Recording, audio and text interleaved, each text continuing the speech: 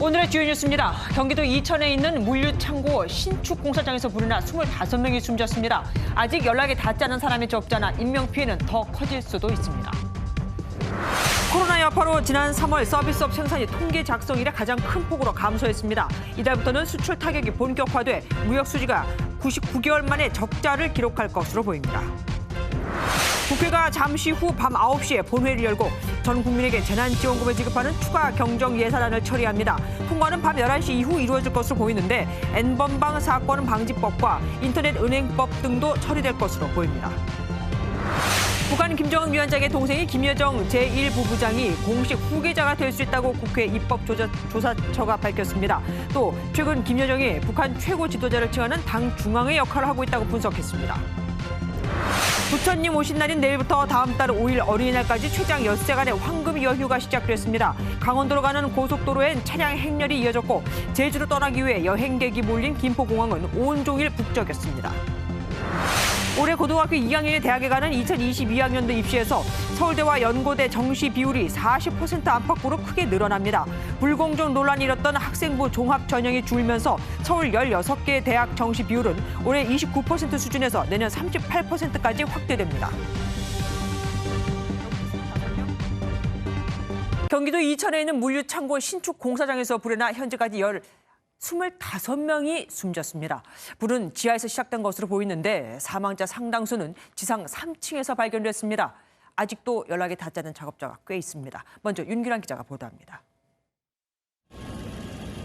건물에서 시커먼 연기가 끊임없이 뿜어져 나옵니다. 소방대원이 서둘러 건물에 물을 뿌립니다. 오늘 오후 1시 30분쯤 경기도 이천의 한 물류창고 신축 공사 현장에서 불이 났습니다. 네, 불난 상황이에요. 그러니까 연기 오니까 그냥 바로 뛰쳐나왔죠. 불은 지하 2층에서 시작된 것으로 추정되지만 건물 안에 유독성 연기가 가득 차면서 사망자 상당수가 지상 3층에서 발견된 것으로 알려졌습니다. 화재 당시 건물에는 9개 업체 78명의 작업자가 있었는데 사상자 외에 30여 명은 탈출했지만 아직도 작업자 일부가 연락이 닿지 않고 있습니다. 대피도 못할 정도로 옷이 전부 화상을 입은 것으로 봐서는 우레탄 작업 중에 그 유증기가 폭발하면서 경찰과 소방당국은 인명수색에 중점을 두면서 화재 원인을 파악하고 있습니다. MBN 뉴스 윤기란입니다. 왜 이렇게 많은 이들이 빠져나오지를 못했을까요? 외부로 나온 시커먼 연기로 볼 때 내부 공사 자재에서 발생한 유독가스가 탈출하려는 작업자들의 시야를 막은 것으로 보입니다. 공사 중이었으니 당연히 비상구 표시 등도 없었을 수 있고요. 이혁준 기자가 보도합니다. 시커먼 외부 연기로 볼 때 내부에선 앞을 전혀 분간할 수 없었던 상황이었을 것으로 보입니다. 신축 공사 현장이었던 만큼 비상구 표시나 비상 탈출구가 완공됐을지도 의문입니다. 여기에 유독가스도 인명피해를 키웠을 것으로 분석됩니다. 보통 물류창고의 바닥은 우레탄을 깝니다. 일반적으로 물류창고 판넬 사이에 단열재로 스티로폼을 넣는데 화재 시 모두 유독가스를 생성할 수 있습니다. 공사 현장이었던 만큼 페인트통도 있었을 가능성이 있습니다. 페인트 칠을 했다면 가연성 가스가 실내에 차 있었을 수 있습니다. 여기에 물류창고에서 물건을 옮기는 팔레트 역시 플라스틱 재질이 많습니다. MBN 뉴스 이혁준입니다. 경기도 이천 물류창고에서 발생한 화재의 피해 규모가 점차 커지고 있습니다. 사회부 강영호 기자와 자세한 얘기 나눠보도록 하겠습니다. 어서 오십시오. 사고가 난 건물은 어떤 곳입니까? 네, 해당 창고는 완공을 2개월 앞두고 마감 공사를 하던 중이었습니다. 네. 냉동 냉장 창고 용도인 창고는 지하 2층, 지상 4층의 연면적 11,000제곱미터 규모로 지난 2018년 5월 이천시로부터 건축 허가를 받은 샌드위치 패널 구조입니다. 예, 우레탄 폼이라는 게 화재 원인으로 지목이 됐더라고요. 이게 뭐 어떤 겁니까 도대체? 네, 건물을 지을 때 외벽에 이렇게 하얀 거품처럼 생긴 물질을 보신 적 있으실 텐데요. 아, 예. 네, 우레탄은 자동차 내장재에서 침구 매트리스에 이르기까지 다양한 용도로 쓰입니다.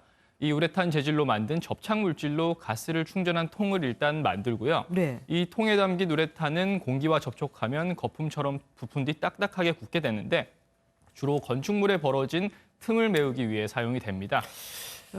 다른 대형 화재에서도 몇 번 원인으로 지목이 되지 않았었습니까? 네, 아마 지난 2017년 제천 스포츠센터 화재를 기억하시는 것 같은데요. 예. 네, 이때 화재가 난 제천 건물 외벽도 드라이비트 공법으로 시공이 됐는데 드라이비트라는 게 바로 건물 외벽에 우레탄 폼이나 스티로폼을 바른 뒤 시멘트를 위에 발라 마무리하는 공법입니다. 여기서 우레탄 폼이 언급된 적이 있었죠. 그러면 이렇게 우레탄 폼이 대형 화재로 이어질 수 있다. 우리는 이미 익히 알고 있다는 건데 그런데도 이게 이렇게 계속 쓰이는 이유가 뭡니까? 네, 보통 화재가 나면 불 자체보다도 건물 부자재가 타면서 나오는 유독 연기로 인한 좀 피해가 큰데요. 네. 우레탄이나 스티로폼은 가연성 물질이라 불이 잘 붙는 것은 물론이고 이 문제가 되는 유독성 연기, 가스를 내뿜습니다. 이런 위험에도 왜 우레탄 폼을 쓰냐에 대해서 의문이 많이 드실 텐데요. 예. 천장 단열재로서 상대적으로 싼 가격 때문에 우레탄 폼을 선택한 경우가 많다는 분석입니다. 가격 때문에 어쩔 수 없이 그걸 쓸 수밖에 없는 거다. 네.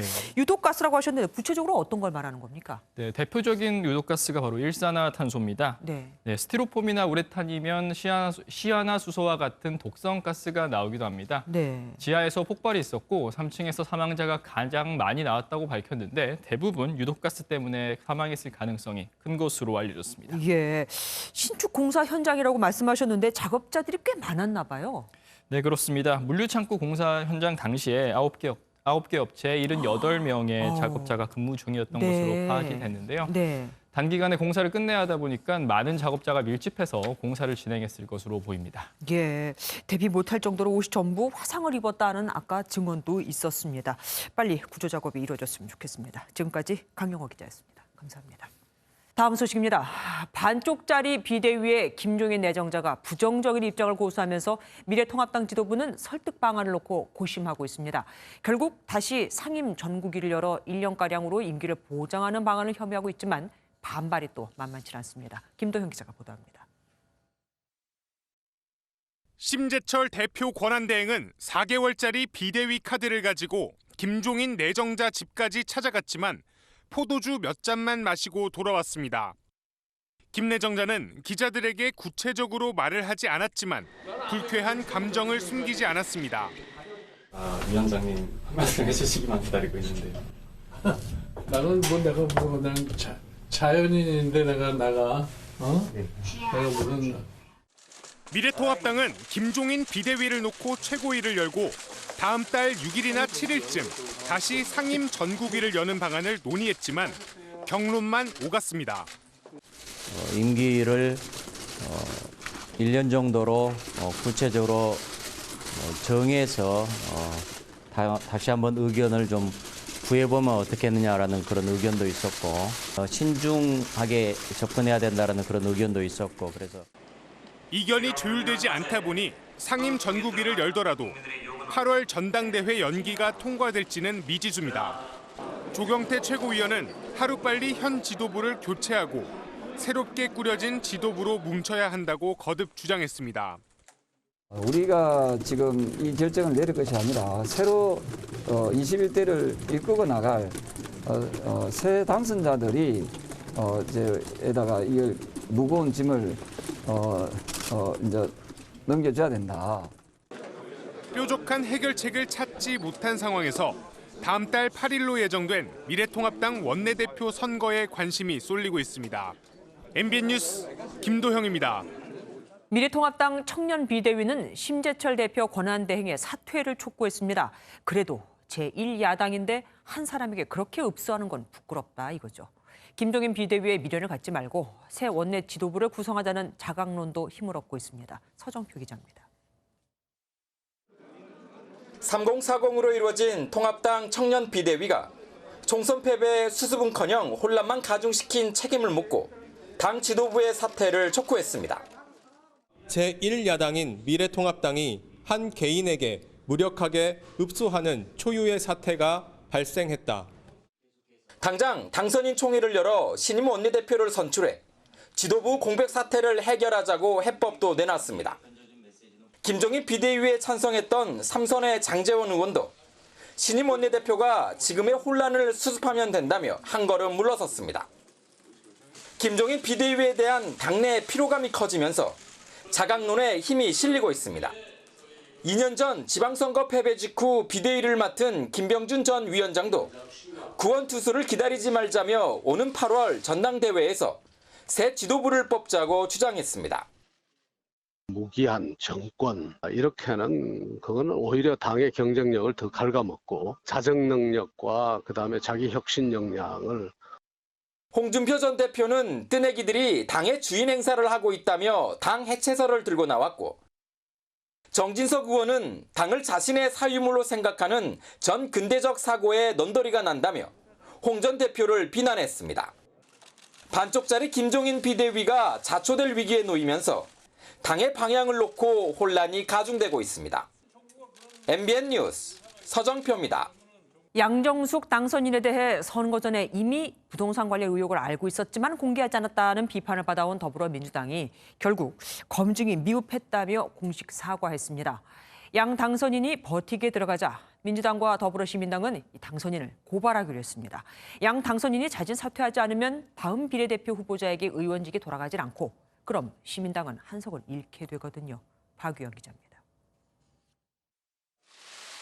더불어민주당이 비례정당인 더불어시민당의 양정숙 당선인에 대한 검증이 부실했다며 고개를 숙였습니다.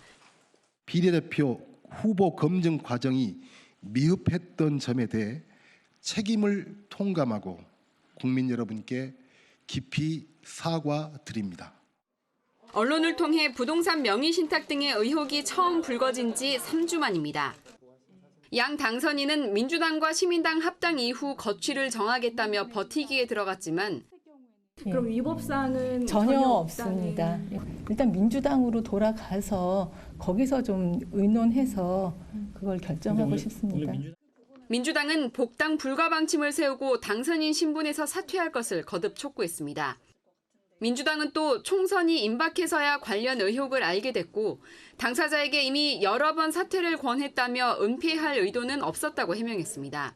자진 사퇴하는 것 외에 선거 전에 후보직에서 물러나게 하는 방법이 없었고 그래서 사퇴 권고를 했던 것으로 조력자가 있었다는 이야기는 아직 듣지 못했습니다.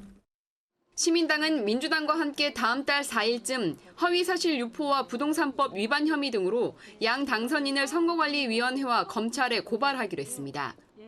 MBN 뉴스 박영입니다. 예상했지만 예상보다 더 안 좋았습니다.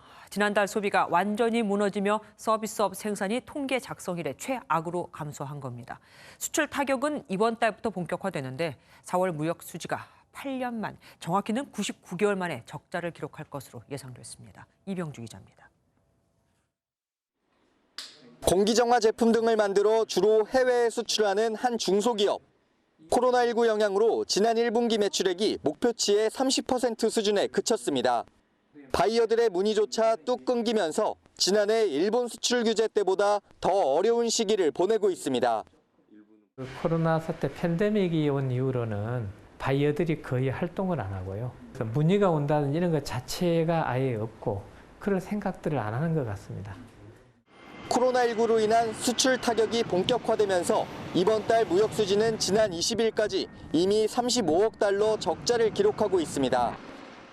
결과를 예단할 수 없지만 현재 추세대로라면 2012년 1월 이후에 99개월 만에 무역 수지 적자를 4월에 기록하게 될 가능성이 높습니다.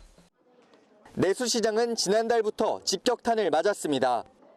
음식과 숙박업 등 서비스업 생산이 통계 작성 이래 최대폭으로 떨어지며 전체 산업 생산은 3개월 연속 하락세를 이어갔고 소비도 전월 대비 1% 감소했습니다. 강화된 사회적 거리 두기와 그에 따른 소비 패턴 변화로 서비스업 생산이 2월에 이어 크게 감소했습니다.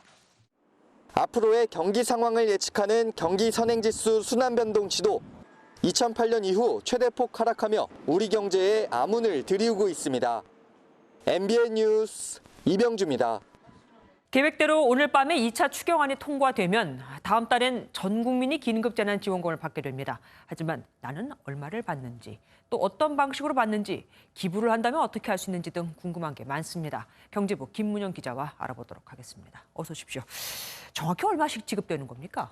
네, 추경안이 통과되게 되면 이 긴급재난지원금은 15일 이전에 전 국민에게 지급이 될 예정입니다. 액수는 4인 가구 기준 100만 원입니다. 다만 거주지에 따라 금액이 미세하게 달라질 수 있습니다. 네. 정부 분담 몫을 내지 않은 지자체에서는 그만큼을 제외하고 정부 지원금을 받기 때문입니다. 예를 들어 소득 하위 70%에 대한 금액은 지자체가 20% 분담하도록 했는데 그 몫을 분담하지 않겠다고 한 경기도에 거주하는 4인 가구의 경우 100만 원에서 20%를 제외한 80만 원을 받을 수 있습니다. 경기도 수원 4인 가구라면 경기도에서 40만 원, 수원에서 40만 원, 대신 중앙정부에서는 80만 원을 받는 겁니다. 반대로 서울시민은 시가 분담금을 낸 만큼 4인 가구를 기준으로 100만 원 전액을 받습니다. 서울시 자체적으로 중위소득 100% 이하의 40만 원을 주고 있는데 여기에 정부 지원금 100만 원 전액을 중복해서 받게 되는 겁니다. 다만 행정안전부와 각 지자체가 아직도 협의를 진행하는 중인 만큼 상황에 따라 받는 금액은 다시 바뀔 수가 있습니다. 자신이 얼마나 받을지는 다음 달 4일부터 행정안전부가 현재 준비 중인 긴급재난지원금 조회 사이트에 접속해 확인하실 수 있습니다. 그러니까 가족 수와 지자체에 따라서 달라질 수 있다. 그러면 지급 방식과 시기는 어떻게 됩니까? 저소득층에 대해서는 뭐 현금을 지원해달라는 말도 있었는데 이건 또 어떻게 되고요? 네, 우선 저소득층 270만 가구에 대해서는 신청을 따로 하지 않더라도 다음 달 이제 4일부터 신청하지 않고도 지원금을 받을 수가 있게 됩니다. 네, 정부는 이들에게는 월세와 공과금 등을 낼 수 있도록 현금을 지급할 것으로 알려졌습니다. 나머지 1,900만 가구는 다음 달 11일부터 신용카드 충전이나 선불카드, 지역 사랑상품권 중 원하는 형태로 신청해 13일부터 긴급재난지원금을 받습니다. 신청은 세대주가 해야 합니다. 다만 어떤 형태로 지원금을 받느냐에 따라 신청 방법이 달라질 수 있습니다.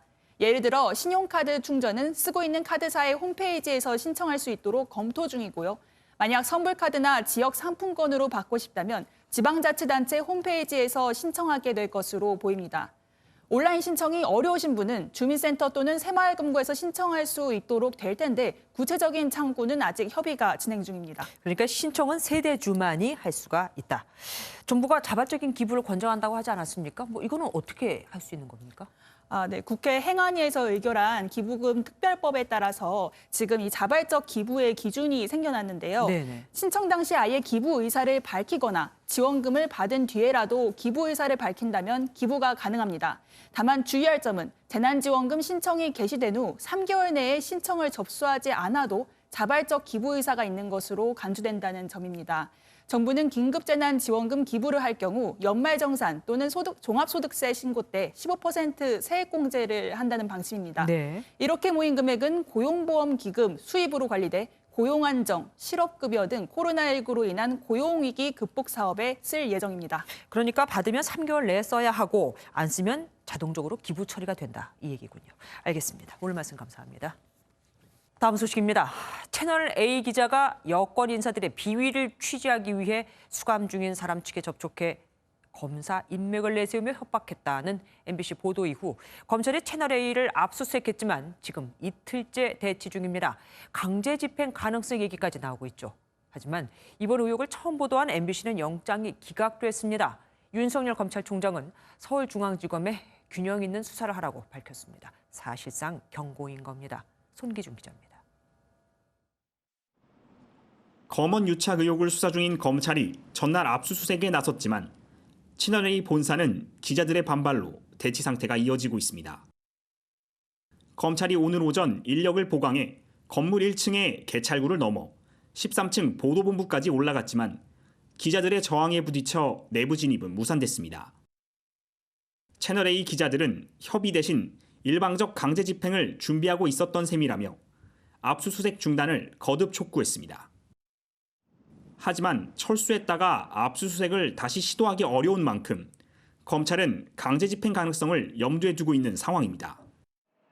의혹을 처음 보도한 MBC에 대한 압수수색 영장이 기각된 것을 놓고도 논란이 불거졌습니다.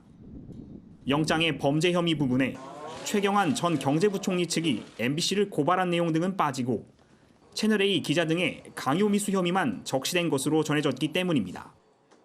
한 검찰 관계자는 MBC를 압수수색 대상에서 빼려는 의도로 해석할 수밖에 없다며 수사가 균형을 잃은 것 같다고 비판했습니다. 논란이 계속되자 윤석열 검찰총장은 서울중앙지검에 균형 있게 수사하라고 지시하고 각별히 유의바람이라는 강한 어조로 경고했습니다. MBN 뉴스 송기주입니다. 조국 전 장관의 딸 조민 씨가 제1저자로 올라간 논문의 공동저자가 정경심 교수의 재판에 출석해 조민 씨는 논문에 기여한 바가 없다고 증언했습니다. 하지만 당시 담당 교수는 여러 차례 조민 씨를 옹호하다가 재판부에 당신이 변호인이냐는 질책까지 받았습니다. 두 사람의 증언이 완전히 반대인 겁니다. 박자은 기자입니다. 정경심 교수의 12번째 재판에 단국대 의과학연구소 연구원이자 조국 전 장관 딸 조민 씨가 제1저자로 이름을 올린 의학 논문의 공동저자 현모 씨가 증인으로 출석했습니다. 지난 2007년 7월 정 교수는 딸 고등학교 친구 아버지 장영표 단국대 교수에게 부탁해 2주 동안 딸이 체험활동 명목의 실험을 하게끔 했고, 조 씨는 이듬해 12월 대한병리학회지에 제출된 영어 논문에 제1저자로 이름을 올렸습니다. 현 씨는 재판에서 조 씨가 연구원 일원으로 실험을 했다기보다 고등학생이 견학하고 따라한 수준이라며 논문용 실험은 모두 본인이 하고 논문은 장 교수가 썼다고 말했습니다. 정 교수 측은 연구원 수준은 아니라도 체험활동을 한 것은 맞지 않냐며 체험활동 증명서를 들며 반박했습니다. 반면 오후 재판 증인인 장영표 교수는 조 씨 논문 기여도가 현 씨보다 크다라며 적극 조 씨를 옹호했고, 검찰 조사 때 진술을 번복하며 한때 소란을 피우기도 했습니다. 한편 5월 11일 구속기한 만료를 앞두고 검찰과 정 교수 측이 공방을 벌이면서 재판부는 오는 8일까지 추가 구속 여부를 결정하겠다고 밝혔습니다. MBN 뉴스 박자은입니다. 텔레그램 박사방 일당에게 범죄단체 조직죄를 적용할지 검토 중이던 검찰이 관련 혐의로 36명을 무더기 입건했습니다. 이미 재판에 넘겨진 조주빈은 첫 재판에 나와 일부 혐의에 대해서는 부인했습니다. 임성재 기자입니다. 텔레그램 박사방 사건을 수사 중인 검찰이 조주빈 등의 범죄단체 조직 혐의에 대한 수사에 본격 착수했습니다. 검찰은 박사방 운영에 가담한 것으로 지목된 닉네임 붓다, 강훈 등 3명의 주거지와 사무실 등을 압수수색했습니다. 앞서 조주빈과 박사방 운영에 깊숙이 관여한 13명을 범죄단체 조직 혐의로, 유료 회원 등 주변 인물 23명을 범죄단체 가입 활동 혐의로 정식 입건했습니다. 검찰은 박사방 일당을 피해자 물색 요인, 성착취물 제작, 성착취물 유포, 수익금 인출 등 역할을 나눠 수행한 유기적 결합체로 판단하고 수사를 벌여왔습니다. 검찰 관계자는 압수물 분석 등 보강 수사를 통해 범죄단체 조직 혐의 등을 추가 기소할지 검토할 예정이라고 설명했습니다. 범죄단체 조직죄를 빼고 14가지 혐의로 이미 재판에 넘겨진 조주빈은 녹색 수의를 입고 첫 재판의 모습을 드러냈습니다. 조주빈 측은 음란물 제작 유포 등 주요 혐의 대부분은 인정했지만 아동 강제추행 강요, 강요 미수 등은 부인했습니다. 공소사실 중 이제 성범죄 대부분 성범죄잖아요. 그 원인이 그 협박 등으로 이루어지지 않았다고 저희가 생각되는 부분에 대해서는 부인했고, 한편 조주빈의 공범으로 성착취물을 만들어 전달한 혐의 등을 받는 한모 씨는 재판에서 모든 혐의를 인정했습니다. MBN 뉴스 임성재입니다. 오거돈 전 부산시장 성추행 사건을 수사하는 경찰이 시장 집무실 복도와 비서실 CCTV 영상을 확보해 분석에 들어갔습니다. 오 전 시장은 아직까지 잠적한 상태입니다. 안진우 기자입니다. 경찰은 오거돈 전 부산시장을 고발한 시민단체 대표를 불러 조사를 벌였습니다. 성범죄는 피해자 진술이 중요한데 피해 여성은 아직 오 전 시장을 고소하지 않은 상태입니다. 그 의사에 따라서 수사 진행이나 범위나 절차가 좀 달라질 뿐입니다. 시장 비서실 직원 3명을 불러 참고인 조사를 마친 경찰은 시장 집무실 주변 CCTV 영상을 확보해 분석에 들어갔습니다.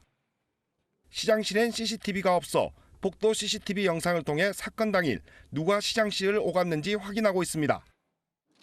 미래통합당 국회의원 당선인들은 부산경찰청을 찾아 철저한 수사를 촉구했습니다. 성비위 사건이 발생했을 때 경각심을 갖고 적극적인 수사를 했다면 이번 사건은 막을 수 있었다. 수사 전담팀을 보강한 경찰은 오 전 시장의 또 다른 여성 성추행 의혹과 채용 비리 의혹에 대해서도 수사를 확대하고 있습니다. MBN 뉴스 안진우입니다. 아파트에서 얼굴과 온몸에 피멍이 든 80대 여성이 방치된 채 발견됐습니다. 치료를 받다가 결국은 숨졌는데 학대 피해자는 아들이었습니다. 그런데도 이 노무는 마지막까지 아들의 학대 사실을 부인했습니다. 강재묵 기자가 단독 보도합니다. 서울 노원구의 한 아파트입니다. 지난달 말 80대 여성 이모 씨가 집안에 방치된 채 발견됐습니다. 인기척이 없는 것을 수상히 여긴 담당 요양보호사가 경찰에 신고하면서 발견된 겁니다. 경찰은 잠긴 문을 열기 위해 119에 지원 요청을 한 끝에 이곳 집안으로 진입했습니다. 발견 당시 이 씨는 얼굴과 몸 곳곳에 타박상을 입은 상태였습니다. 이 씨는 인근 병원에서 응급치료를 받고는 다른 병원으로 옮겨져 치료를 받았지만 20일 만에 숨졌습니다. 입원하고 보니까 완전 욕창이 엄청 심했어요. 방치돼서 그랬을 거다 내 생각에. 이 사건과 관련해 경찰은 80대 노모의 아들을 존속상해 혐의로 붙잡아 구속영장을 신청했습니다. 폭행과 사망 사이의 인과관계는 규명되지 않아 살인 혐의는 적용되지 않았습니다. 이웃 주민들은 숨진 여성의 50대 아들이 평소 지속적으로 노모를 폭행했다고 말합니다. 죽은 말을 막 때리고 그냥 옆집 아줌마가 들으면 아야 조금만 때려 아야 막 그러는데. 심각한 폭행이 오랫동안 이어졌지만 노모는 마지막까지 학대 사실을 부인하며 아들을 감쌌습니다. 그냥 아드님이 그러셨냐 누가 그러셨냐 했을 때 대답을 안 하셨어요. 아니라고 넘어지셨다고 하셨어요. MBN 뉴스 강재묵입니다. 지난 2017년 놀이공원 주차장에 세워둔 차량이 굴러와 숨진 고 최하준 군 사건을 계기로 하준이법이 만들어졌고 오는 6월부터 시행이 됩니다. 하지만 그 전에 또 안타까운 일이 발생했습니다. 비탈길에 주차돼 있던 사다리 차가 초등학생을 덮친 겁니다. 박은채 기자입니다. 경기도의 한 아파트 주차장입니다. 3.5톤 사다리 차가 입구 쪽으로 이동합니다. 운전자가 떠난 뒤 입구에 주차됐던 사다리 차가 저절로 움직인 겁니다. 이곳 횡단보도를 건너던 초등학생 휘성이는 비탈길 위에서 빠르게 미끄러지는 사다리 차를 그대로 맞닥뜨려야 했습니다. 휘성이는 장기가 파열되고 뼈가 부러지는 등 크게 다쳐 중환자실에서 치료를 받고 있지만 의식이 없습니다. 휘성아, 괜찮아. 잘하고 있어. 사고 이후 가족들의 삶은 멈췄습니다. 일단은 아이한테 집중하자. 아이 살리는 게 우선이니까. 이 앞에 가장 가까운 병원에서 계속 있다가 이제. 사다리차 운전자는 브레이크 등 제동 장치를 채웠다고 주장하면서도 고인목 미설치 등 과실은 인정했습니다. 핸들을 이제 경계석 쪽으로 기대놨어요. 그리고 사이드를 당기고 확인까지 했어요, 경계석을. 이게 타치가 무거우니까. 핸들을 틀어놨는데 어떻게 정방향으로 직선으로 차가 굴러내려옵니까? 지난 2017년 주차장에 세워둔 차량 때문에 숨을 거둔 고 최하준 군 사건 이후로 하준이법이 발의돼 오는 6월부터 시행되지만 비탈길 사고는 잊혀질만 하면 발생하고 있습니다. 지난 1월에도 인천의 한 주택가에서 자신의 1톤 화물차가 미끄러지는 것을 막으려던 운전자가 몸이 끼어 크게 다쳤습니다. 사이드 브레이크 채우고 바퀴를 보도 턱을 향해서 놔야 되고 큰 차 같은 경우에는 더더욱 고인목 설치의 의무화를 집중적으로 해줘야 되고.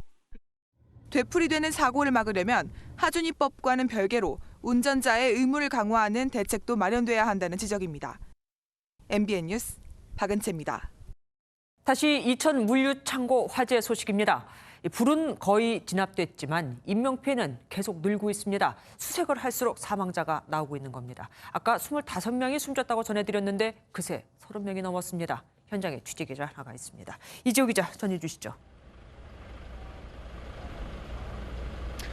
네, 이천 물류센터 화재 현장에 나와 있습니다. 현재 불은 거의 다 꺼진 상황인데요. 소방당국은 인명수색에 사력을 다하고 있습니다. 현재 불이 처음 발생한 지하 2층을 비롯해서 건물 곳곳에서 수색 작업이 이루어지고 있습니다. 현재까지 모두 36명이 숨진 것으로 파악됐습니다. 현장에서는 계속해서 사망자의 시신이 수습이 되고 있습니다. 이 작업 당시 78명의 인부가 작업을 한 것으로 알려졌는데요. 애초에 연락이 닿지 않던 인원 중 상당수가 사망자로 발견되고 있습니다. 이 때문에 시간이 지날수록 사망자는 더 늘 것으로 보입니다. 소방당국은 현재 4명 정도의 추가 사망자가 나올 것으로 보고 있습니다. 이 정세균 총리와 이재명 지사 등 정부 지자체 관계자들까지 나와서 이 현장을 파악하고 있습니다. 이 피해가 큰 이유는 순식간에 발생한 폭발로 인한 것으로 보입니다. 이 폭발은 지하 2층에서 이뤄진 우레탄 작업 중 발생한 것으로 추정되는데요. 이 목격자들은 10차례 이상 폭발음을 들었다 이렇게 밝혔습니다. 하지만 이게 용접 작업이 있었던 것인지 아니면 담배 등 다른 요인이 있었던 것인지는 아직 밝혀지지 않고 있습니다. 불이 난 건물은 샌드위치 패널로 물류 창고를 짓는 신축 공사가 진행 중이었는데요. 이 다음 달 준공을 목표로 공사가 진행 중이었는데 지연되고 있었습니다. 이 경찰과 소방당국은 인명수색 작업을 마친 뒤 정확한 화재 원인을 조사할 예정입니다. 지금까지 이천 물류창고 화재 현장에서 MBN 뉴스 이조입니다. 이번엔 북한 소식으로 가보겠습니다. 북한 김정은 위원장의 잠행 17일째. 그런데 김 위원장의 호화 요트가 원산에서 움직이는 모습이 포착됐습니다. 북한의 위장, 기만 전술일까요? 국방부는 미사일 발사 가능성까지 염두에 두고 동향을 살피고 있습니다. 주진희 기자입니다. 미국 NK뉴스가 북한 김정은 국무위원장의 원산 별장을 찍은 위성 사진을 공개했습니다. 3월 내내 비어있던 부두에 4월 들어서 호화요트가 등장하고 원산 앞바다 대도에서는 4월 들어서 레저 선박이 돌아다니는 모습이 포착됐습니다. 이 매체는 과거 김정은 위원장의 원산 동성과 호화요트 사이에는 상관관계가 있었다며 배의 움직임이 많아진 지난 14일 이후부터 원산에 머무르는 것 같다고 분석했습니다. 정경두 국방장관은 국회 국방위에 출석해 김정은 위원장이 지난해 27일 동안 나타나지 않은 적도 있었다며 북한의 특이 동향은 없다고 재차 강조했습니다.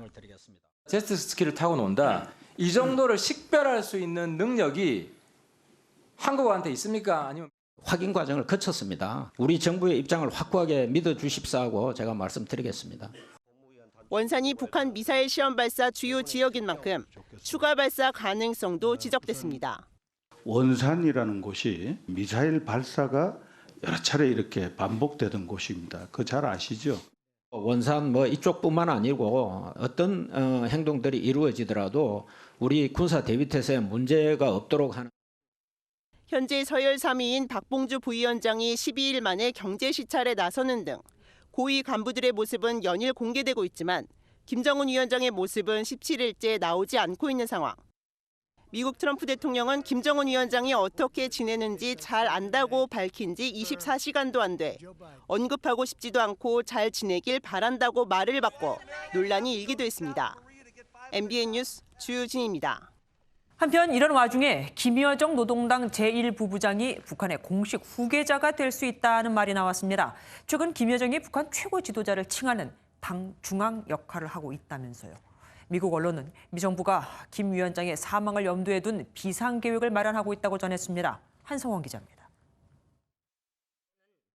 김정은 북한 국무위원장이 주재한 지난 11일 당 정치국 회의에서 김여정 노동당 제1부부장은 1년 만에 당 정치국 후보위원으로 복귀했습니다. 리선권 동지, 김여정 동지를 당 중앙위원회 정치국 후보위원으로 보선했습니다.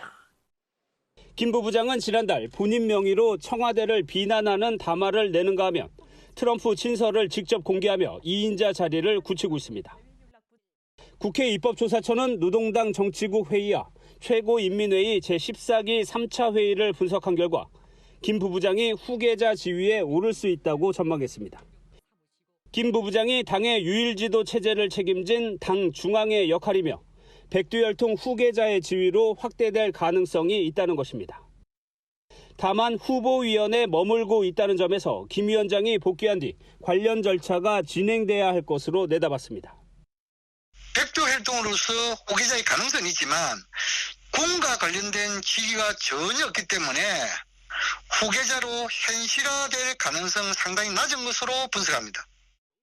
이런 가운데 CNN 등 미국 언론들은 미국 정부가 김 위원장의 유고를 대비한 비상계획을 수정하기 위해 대북 전문가들을 접촉하고 있다고 보도했습니다. MBN 뉴스 한성원입니다. 코로나19 확진자 수가 이제 100만 명을 넘어선 미국. 사망자는 10년간 이어졌던 전쟁 베트남전 전사자의 규모를 넘어섰습니다. 설상가상으로 미국과 유럽의 소아 환자들에게서는 코로나19와 관련된 것으로 보이는 괴질까지 발생하고 있습니다. 윤지원 기자입니다.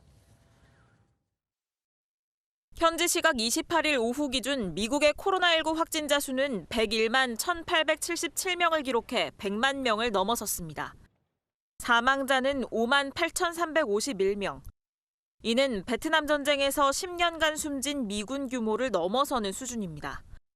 지난 2월 코로나19 환자 수가 곧 0명으로 떨어질 것이라고 호언장담했던 트럼프 대통령의 기대 섞인 발언과는 정반대로 현재 미국의 확진자 수는 세계 최대 규모가 된 겁니다. 백악관은 자국 내 코로나19 검사 건수가 방역 모범국인 한국을 넘어섰다는 홍보 자료까지 홈페이지에 게시했지만 여론은 비판적입니다. But overall, we've had 14 times more infections than South Korea. So are we doing something wrong, and why is that? They have a very dense population. Yeah, our epidemic looks much more like the European epidemic. 엎친 데 덮친 격으로 코로나19에 감염된 미국 내 소아 환자 3명에게서 희귀한 염증성 질환이 발병해 뉴욕 콜럼비아 대학 병원에서 치료를 받고 있습니다. 생후 6개월에서 8세 사이의 아동인 이 환자 가운데 2명은 아직 입원 중이고 1명은 퇴원했습니다. 이는 앞서 영국과 이탈리아에서 보고된 것과 유사한 사례인데 가와사키병과 증세가 비슷하며 코로나19 관련성이 의심되고 있습니다. 이런 가운데 중국의 사스 퇴치 영웅으로 불리는 중난산 원산은 기온이 높아질수록 코로나19 바이러스 억제에 도움이 될 것이라며 5월 말이 팬데믹 상황의 중대 고비가 될 것으로 보인다고 밝혔습니다. MBN 뉴스 윤지원입니다. 중국이 2달 동안 연기했던 양회를 다음 달 21일에 열기로 했습니다. 중국 각지의 대표 5천여 명이 모여 2주간 정치 행사를 치를 만큼 코로나19가 이젠 통제 가능한 수준이라고 판단한 겁니다.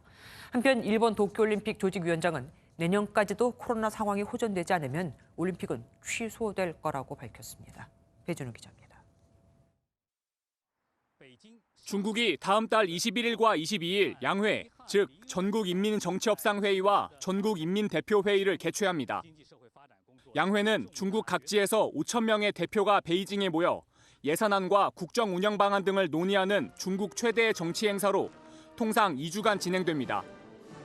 전국인민대표회의 상무위원회는 코로나19 상황이 호전돼 2달 동안 연기했던 양회를 개최할 조건이 갖춰졌다고 설명했습니다.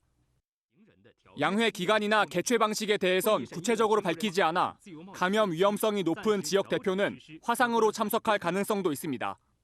이번에 코로나가 통제 가능한 범위에 들어왔다는 걸 대외적으로 선언하면서 정상적인 국가 활동을 하겠다라는 선언적 의미가 있다.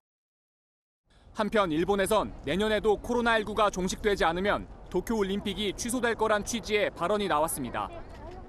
모리 요시로 도쿄올림픽 조직위원장은 1년 뒤로 연기된 도쿄올림픽을 또 미루는 건 현실적으로 힘들다며 그렇다면 도쿄올림픽은 취소될 것이라고 말했습니다. 하지만 세계가 바이러스에 승리한 뒤 열린다면 이전의 올림픽보다 몇 배 더 가치 있는 대회가 될 거라며 개최 의지를 드러냈습니다. MBN 뉴스 배준우입니다. 중남미 국가 엘살바도르의 한 교도소에서 감방 수색을 위해 재소자를 다닥다닥 붙어 함께 논란이 일고 있습니다. 미국에서는 재택근무로 방송하던 기자가 바지를 입지 않은 모습이 카메라에 잡히기도 했습니다. 장명훈 기자입니다. 엘살바도르 수도 산살바도르의 한 교도소에서 찍힌 사진입니다. 온몸에 문신이 가득한 재소자들이 속옷만을 입은 채 빼곡히 포개져 앉아 있습니다. 사진 속 재소자들은 대부분 마라로 불리는 엘살바도르 범죄단체의 조직원들입니다. 엘살바도르에서는 지난주 금요일 하루 동안에만 22건의 살인사건이 발생하는 등 최근 범죄단체 활동이 급증했습니다. 이에 부켈레 엘살바도르 대통령은 갱단이 수감돼 있는 교도소의 24시간 봉쇄를 명령했고 교도관들이 감방을 수색하는 동안 재소자들은 이처럼 한 공간에 모여 대기했습니다. A partir del día viernes, que se da por inteligencia y esta alza de homicidios que pasaron a nivel nacional y siguen sucediendo, hemos detectado. 국제인권단체 엠네스티의 덩컨 터커는 믿을 수 없을 정도로 비인간적인 사진들이라며 엘살바도르 당국을 비판했습니다. 하지만 재소자들보다 피해자들 인권을 더 우선시해야 한다는 반론도 만만치 않습니다. 남미 페루의 교도소에선 수감자 2명이 코로나19로 숨진 뒤 폭동이 발생해 70여 명의 사상자를 냈습니다. 미국 ABC 방송 뉴스의 한 장면입니다. 셔츠와 재킷까지 말끔하게 차려입은 기자가 자택에서 방송에 출연하고 있습니다. 그런데 화면이 전환되자 기자의 맨다리가 그대로 드러납니다. 상체만 방송에 나올 줄 알고 미처 바지를 챙겨 입지 않았다가 카메라 각도가 바뀌면서 그대로 맨다리가 방송에 노출된 겁니다. 과거 영화 슈퍼맨 주연 배우의 아들이기도 한 해당 기자는 가장 웃기면서 창피한 방법으로 유명해졌다며 모두에게 필요한 웃음을 주었기를 바란다는 소감을 밝혔습니다. MBN 뉴스 장명훈입니다. 내일 부처님 오신 날을 시작으로 최장 엿새간의 황금 연휴가 시작되죠.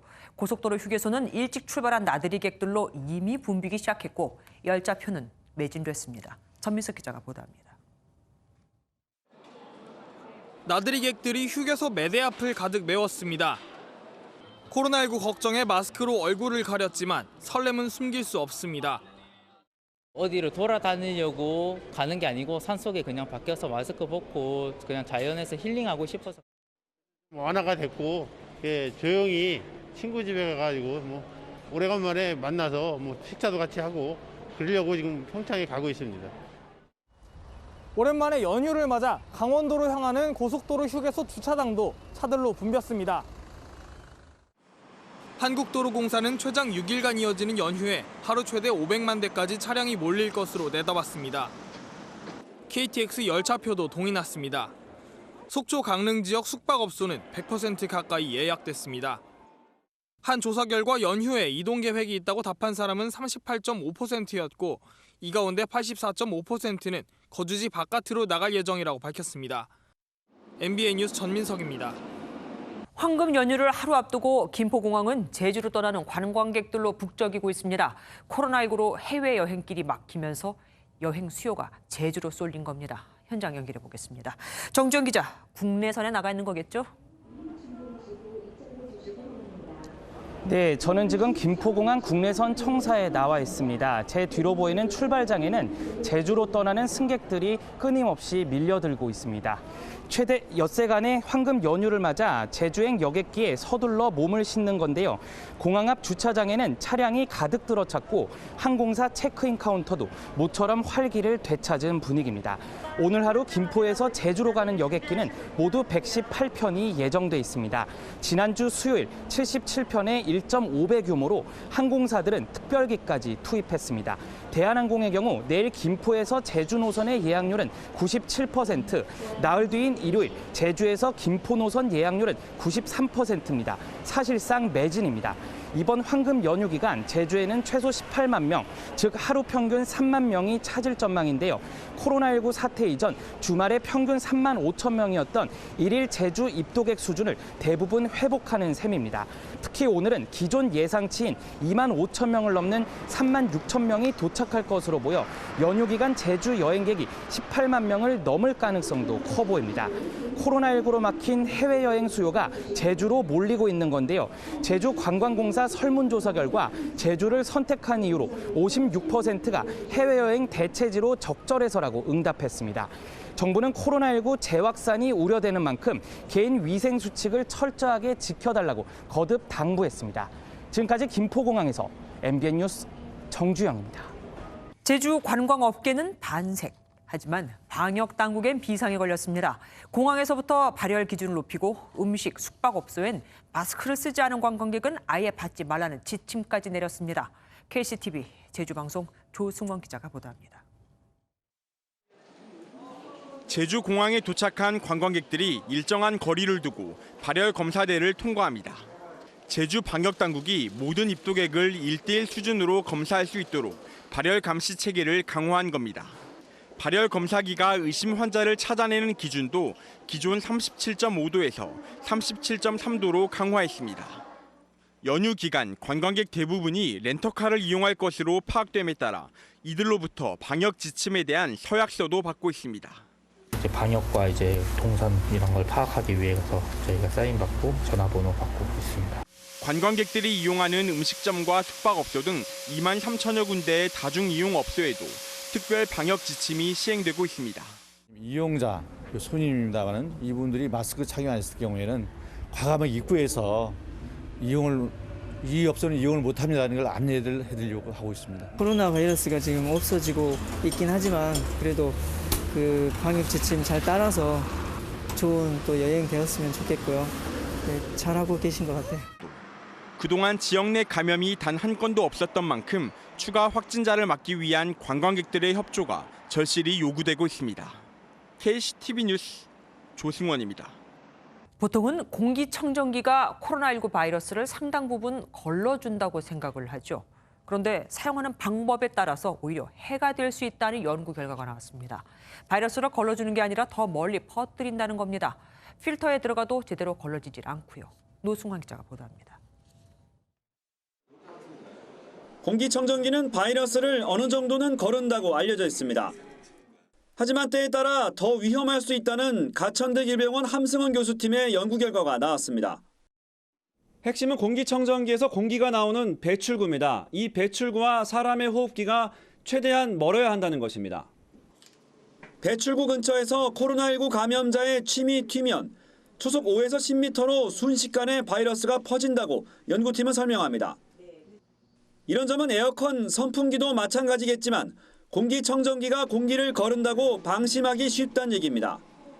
연구팀은 공기청정기 필터를 거치더라도 바이러스를 제대로 걸러낼 수는 없다고 밝혔습니다. 공기청정기는 유해물질을 다 걸러줄 것 같다는 심리적인 부분들도 있을 것이고 맹목적으로 공기청정기를 믿는다든지. 공기청정기는 되도록 높게 설치하고 바닥에 둔다면 반드시 사람과 2m 이상 떨어뜨려야 합니다. 공기청정기만큼이나 창을 열어 실내 공기를 자주 환기하는 일도 중요합니다. MBN 뉴스 노승환입니다. 중앙임상위원회가 코로나19 재양성이 나오는 건 현행 검사법의 한계일 뿐 감염력은 없다고 밝혔습니다. 그럼 우린 그간 왜 긴장했던 걸까요? 재양성자는 또 왜 다시 격리가 됐고요? 강대엽 기자입니다. 국내 완치자 8,922명 중 292명은 완치 후 재양성 판정이 났습니다. 감염병 전문가 집단인 중앙임상위원회는 바이러스 재활성화나 재감염이 아니라 현행 PCR 검사법의 한계라고 밝혔습니다. 재활성화는 바이러스가 숙주세포 내 핵산에 있다가 활성화하는 건데 애초 코로나19 바이러스는 핵산에 들어가지 못한다는 설명입니다. 재발, 소위 리액티베이션이라는 그런 기전도 많이 논의가 됐지만 이 바이러스의 생활사를 볼 때는 생각하기 어려운 설명이라는. 재양성자 중 유증상자는 코로나19가 아닌 감기로 추정했습니다. 결국 재양성자는 감염력이 없다는 얘기입니다. 중앙임상위는 일반적인 코로나 바이러스에 대한 인체 연구에서 면역력이 1년 이상 유지됐다는 점을 들어 재감염 논란도 일축했습니다. 방역당국은 조심스러운 입장입니다. 신종이기 때문에 모르는 그런 지식들을 끊임없이 만들어내야 되고 실제 감염 규모를 파악하기 위한 연구도 시행 시기는 불투명합니다. 중앙임상위원회는 인구 면역도 조사가 필요하지만 정확한 항체검사법이 정립된 후에 시작하는 게 바람직하다고 봤습니다. MBN 뉴스 강대엽입니다. 커피도 내려주고 서빙에 배달까지 해주는 로봇들. 사실 이런 로봇은 이미 10년 전에 등장했습니다. 코로나 사태를 계기로 이제 주목을 받는 거죠. 김수현 기자입니다. 손님들이 한창 식사 중인 한 고깃집. 테이블 사이로 로봇들이 쉴 새 없이 음식을 나릅니다. 주방에서 만든 음식을 선반에 놓으면 로봇이 알아서 전달합니다. 로봇이 음식을 배달하면 손님은 이렇게 팔을 뻗어 내리기만 하면 됩니다. 로봇 대여 비용은 월 100만 원 정도. 인건비보다 저렴해 식당 주인들의 만족도가 높습니다. 손님들도 직접 종업원을 마주하지 않을 수 있어 코로나 시대에 부담이 덜하다고 말합니다. 여러 번 주문하면 많이 미안한데 로봇이 대신해주면은 아무래도 편하게 주문할 수 있을 것 같아요. 식당 밖에서도 로봇의 활약은 계속됩니다. 주문받은 음식을 로봇에 넣고 목적지를 입력하면 6개의 바퀴를 단 로봇이 스스로 길을 건너 고객에게 배달할 수 있습니다. 지난 10년간 발전이 더뎠던 생활 속 로봇이 코로나 사태로 도약의 계기를 마련한 겁니다. 코로나 바이러스 때문에 비대면에 대한 요구 등이 많이 발생하면서 10년 정도 그 로봇과 인간의 융합적인 사회가 앞당겨 구성될 것 같습니다. 전 세계 로봇 시장은 7조 원 규모. 비대면 서비스 시장이 커지면서 로봇의 혜택을 전하려는 기업들의 움직임이 빨라지고 있습니다. MBN 뉴스 김수영입니다. 올해 고등학교 2학년이 대학에 가는 2022학년도 입시에서는 서울대와 연고대 등 이른바 상위권 대학의 정시 모집 비율이 40% 안팎으로 늘어납니다. 조국 전 법무부 장관 사태로 불공정 논란이 일었던 학생부 종합전형은 비중이 많이 줄어듭니다. 정수정 기자입니다. 내년에 치러지는 2022학년도 대학 입시에서 서울 주요 대학 16곳의 정시 평균 비율이 38%까지 늘어납니다. 올해 29% 수준에서 크게 늘어난 건데 16개 대학 중 정시 비중이 40%를 넘는 곳만 9곳입니다. 연세대와 고려대 등이 정시 40% 이상을 확정했고 서울대도 기존 21%에서 30%로 확대했습니다. 지난해 교육부가 내놓은 대입 공정성 강화 방안 때문입니다. 학종과 논술 위주 전형으로 쏠림이 있는 서울 소재 16개 대학을 대상으로 23학년도까지 수능 위주 전형을 40% 이상으로 유도하겠습니다. 조국 전 법무부 장관 자녀 입시 비리 의혹으로 불공정 논란이 일었던 학생부 종합전형. 일명 학종 비율은 올해 평균 45.5%에서 36.1%로 줄어듭니다. 한국대학교육협의회 관계자는 정시와 수시 균형을 어느 정도 조기에 달성했다고 평가했습니다.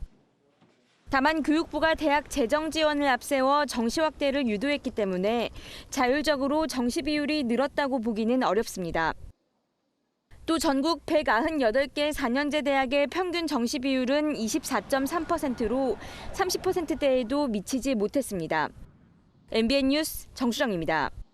10년 전 한 병원에서 근무한 간호사 4명이 잇따라 선천성 심장질환을 가진 아이를 출산했습니다.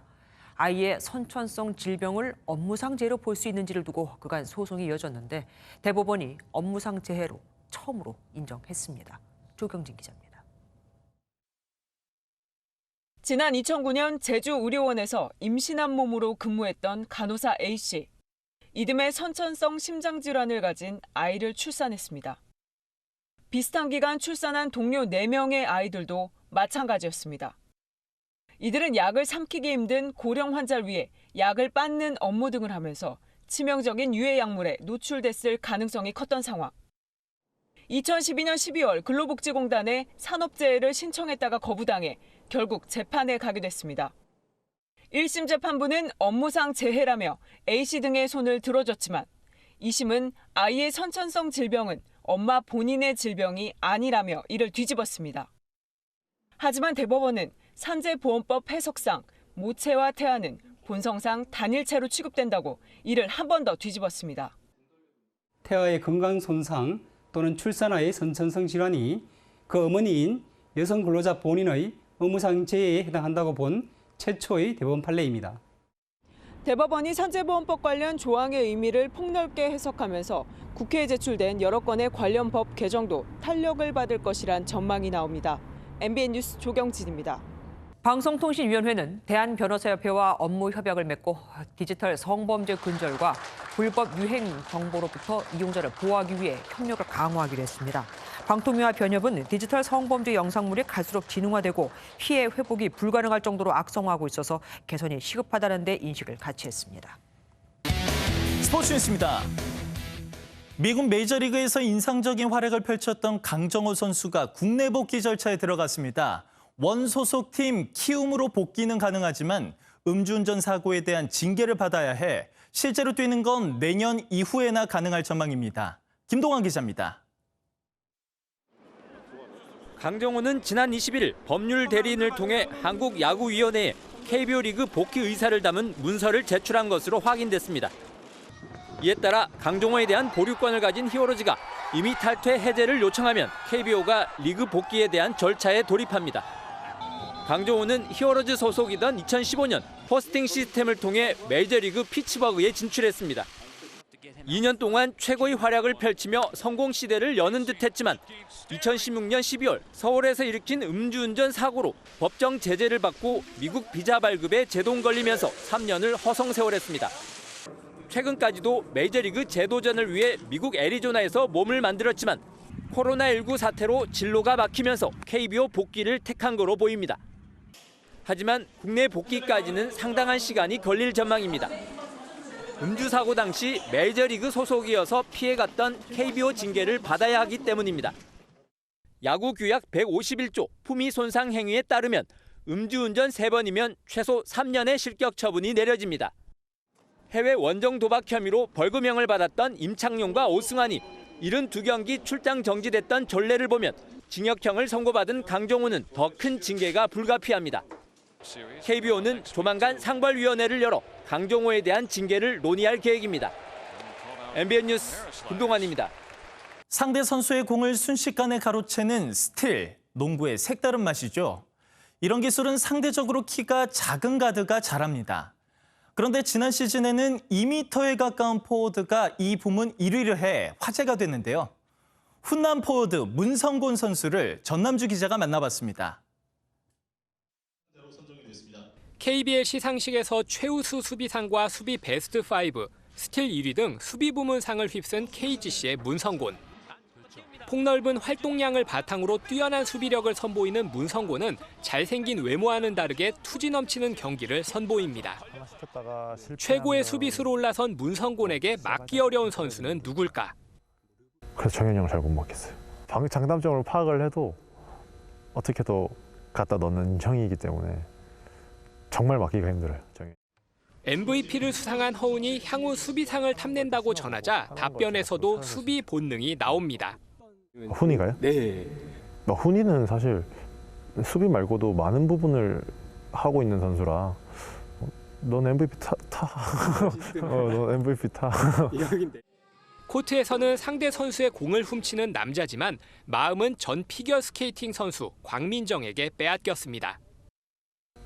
제가 겪은 것들을 다 겪어봤으니까 슛 많이 넣으면 잘했다 그러고 네, 많이 뺏으면 잘했다 그러고 뺏으려는 의지가 없으면 눈앞에 지나가도 못 뺏는다라는 김승기 감독의 말을 가슴에 품고 뛰는 문성곤. 다음 시즌 포부는 올해보다 더 나은 선수가 되는 겁니다. 코트에서 구르다 보면은 네, 좀 더 작년보다 더 구르면은 MBN 뉴스 전남주입니다. 오늘 대개질도 좋은 데다 맑은 날씨가 이어졌습니다. 석가탄신일인 내일도 맑은 가운데 낮에는 기온이 크게 올라 초여름 더위가 나타나겠습니다. 내일 서울의 낮 최고 기온 24도, 광주는 26도까지 오르겠고 영남 일부 지역은 30도 가까이 오르는 곳도 있어 덥겠는데요. 다만 경북 김천의 경우에는 아침에는 4도 선까지 내려가면서 아침과 낮의 기온차가 20도를 훌쩍 넘어서겠습니다. 전국 대부분 지역에는 건조주의보가 계속되고 있습니다. 특히나 내일 오후부터는 다시 서해안과 영동을 따라서 바람이 강하게 불기 시작하겠는데요. 연휴 기간이 긴 만큼 화재 사고 나지 않도록 한 번 더 주의하시는 습관이 필요하겠습니다. 내일도 중부지방 맑겠고 서울의 아침 기온은 10도에서 출발하겠습니다. 남부지방은 대구가 한낮 기온 28도까지 오르면서 오늘보다 2도가량 기온 높겠습니다. 동해안 지역 대기가 매우 건조한 가운데 오후부터는 바람이 차츰 강해지겠습니다. 주말에는 영서와 남부지방 곳곳에 비 예보가 나와 있고요. 그 밖에 내륙에서는 건조한 날씨가 계속되겠습니다. 날씨였습니다. MBN이 선정한 이 한 장의 사진입니다. 벨기에는 감자 튀김점, 프랑스는 와인 소매점, 독일은 자전거 판매점, 네덜란드는 대마초 판매점. 코로나19로 상점 문을 닫게 한 각국 정부들이 예외적으로 판매를 허용한 곳들입니다. 벨기에의 경우 감자 튀김 가게가 문을 닫는 건 국가의 영혼이 문을 닫는 것과 같다는 말까지 나왔죠. 사람 사는 게 다 거기서 거긴 것 같은데 이런 걸 보면 그렇지도 않죠.